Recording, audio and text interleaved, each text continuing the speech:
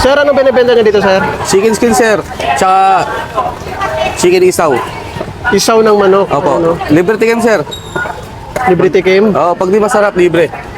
Sige, sir. Patikim nga ako, sir. So, ano pa yung best seller natin dito, kuya? Yung isaw, sir. Ito yung isaw. Ayan, guys. So, yung isaw. Talagang crunchy, no? Opo. Sige nga, kuya. Sariling gawa yan, sir, eh. Bigyan mo ako ng isang order kuya ng isaw. Pati dito na rin, no? Sa chicken skin. Sige, sir. Anong available na sauce natin dito, boss? Ano lang, suka lang, sir.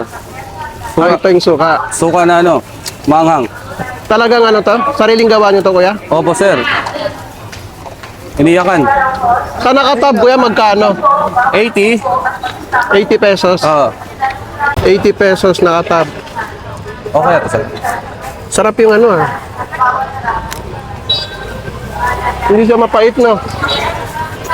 Yung isaw ng manok.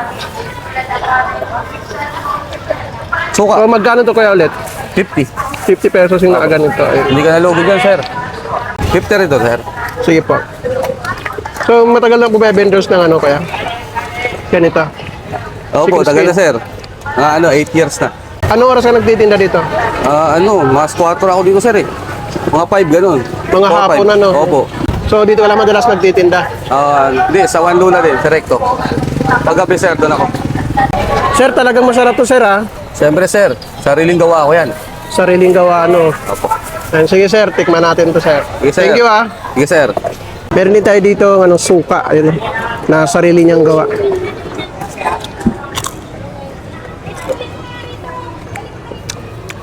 Papa-crunchy.